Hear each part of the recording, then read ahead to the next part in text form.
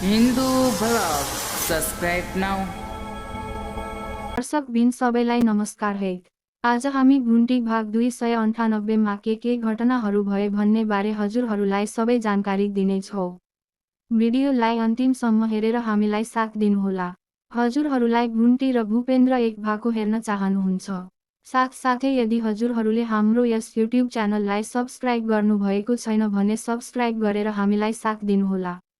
ल अब लागौ घुन्टीको भाग 298 भागतिर के भयो भनी थाहा पाउन पुरै भिडियो हेर्नुहोला। अब लागौ हामी छलफल गर्नतिर।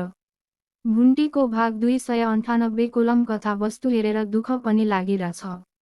दर्शक बिन घुन्टीको भाग 298 मा कथा सुरु हुन्छ। घुन्टी भूपेन्द्रको दाइ र भूपेन्द्रको भाउजू श्रेयाबाट भूपेन्द्रलाई अस्पतालबाट डिस्चार्ज भएपछि भूपेन्द्रको दाइले सिधै घरमा लिएर आउँछन्। अनि श्रेया कता घरबाट बाहिर जान लगेकी हुन्छन्। त्यही बखत सबैको भेट घरको गेटमा हुन्छ। अनि भूपेन्द्रको भाउजू श्रेया रिसाएर घरभित्र जान्छन्। अनि यो देखेर भूपेन्द्रको दाइले भूपेन्द्रलाई घुन्टी ठाउँ छोडेर आफ्नो श्रीमतीलाई फगाउन जान्छन्। भित्र गएर श्रेया किन रिसाराकी भन्छन्। अनि श्रेयाले भन्छन् निको भएपछि भाइलाई हेर्दिन भनेको होइन, अनि डिस्चार्ज गरेपछि गाउँ पठाउलान् भनेको त यतै लिएर आयो भन्छन् र रिसाउँछिन्। अनि भूपेन्द्रको दाइले भन्छन् त्यसो होइन, 7 दिनपछि फेरि अस्पताल बोलाको भएर हो, अनि त्यो अहिले निको पनि भएको छैन। निको भएपछि सबै हिसाब गरेर त्योसँग बोल्नु कि कुरै छोड, त्योतिर हेर्दा नि हेर्दैन भनेर फगाउँछन्।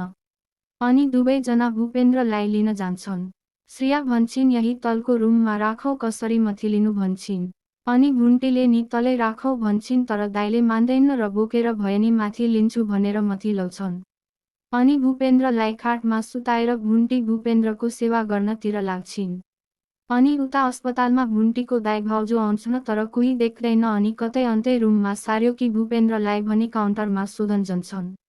तर भूपेन्द्रलाई डिस्चार्ज गरेको भनेर भन्छन्। अनि घुन्टीको दाइ रिसले आगो हुन्छ, जति सम्झाउँदा नि मान्दिन, त्यही पापीको सेवा गर्न त्यसकै घरमा गए जस्तो छ भनी रिसार आफ्नो घर फर्कन्छन्। अनि घर आएर घुन्टीलाई कल गर्न खोज्छन्, तर घुन्टीको मोबाइल अफ हुन्छ। अनि भूपेन्द्रको दाइलाई गर्छन्, अनि घुन्टी कता छन् भनी सोधपुछ गर्छन्। अनि घुन्टीलाई घर पठाइदिन भन्छन्। भूपेन्द्रको दाइले भन्छन् तिमी घर जाऊ भनेर भनेको घुन्टीलाई, तर म भूपेन्द्रको सेवा गर्छु भनेर यतै आएन, लगभग अब उता आउन होला भन्छन्। अनि टोकले रिसर कल काट्छन्।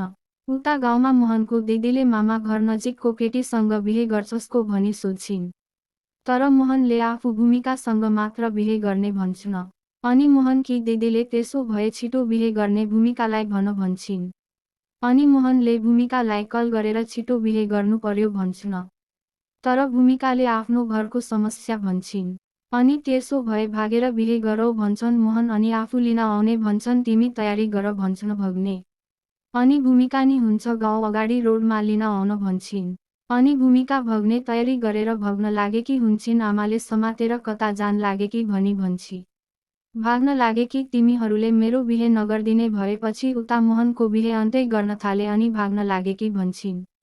तर आमाले त्यस्तो नगर्न भनी म छिटै तिम्रो बिहे हर्न लगाउँछु भनी भूमिकालाई लगाई नजान भन्छिन्। अनि भूमिकाले मोहन लिन आइसक्यो, के गरौ भन्छिन्। आमाले छिटै बिहे गरिदिने भन्नु भएको छ भनेर फर्काउ भन्छन्। अनि भूमिकाले मोहनलाई कल गरेर म अहिले आउन सक्दिन भन्छिन्। अनि मोहनले किन, फेरि म आधा बाटो लिन आइसके भन्छन्। भूमिकाले भन्छिन् आउन लागेको थिए, आमाले समातेर नभाग, म जसरी नि छिटै तेरो बिहे गराइदिन्छु भनेर आउन दिनु भएन भनेर भन्छिन्। अनि उता आमा भने भीमलाई खोए तेरो बा बहिनी भूमिका भाग्न लागि भन्छन्। तर भीमले भग्न दिनु भन्छन्। अनि आमाले तिमीहरूको कारणले भाग्न लगे कि तिमीहरूले एउटा बहिनीको नि बिहे गर्न सकेनौ भन्छिन्। अनि भीम भन्छन् त्यो बहिनीको कारणले घर बाहिर जानु छैन, साथी भाइहरूले तेरो बहिनी यस्तो उस्तो भनेर कुरा मात्र आट्छन्, बेजत भइसकेको छ, जन दिनु भन्छन्।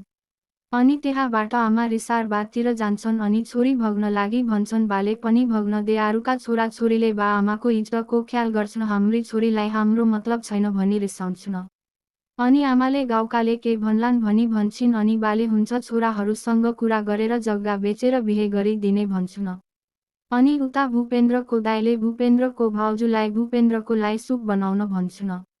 अनि श्रेय सुप बनाउन जान्छिन्, तर सुप बनाउने सामान नभएपछि घुन्टी ठाउँ जान्छिन्। र सामान लिएर आउन भन्छिन् तर भुन्टी भूपेन्द्रलाई औषधि खुवाउन लगेकी हुन्छन्। अनि औषधि खुवाएर जने भन्छिन्।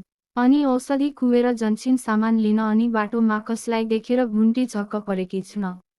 दर्शक बिन त्यो को होला हजुरहरूलाई को हो जस्तो लाग्छ कमेन्टमा गएर कमेन्ट गर्न नबिर्सनुहोला।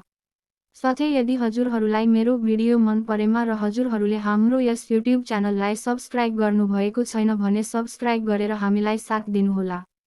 फेरि अर्को भिडियोमा भेट्ने छौँ। आजलाई यति नै।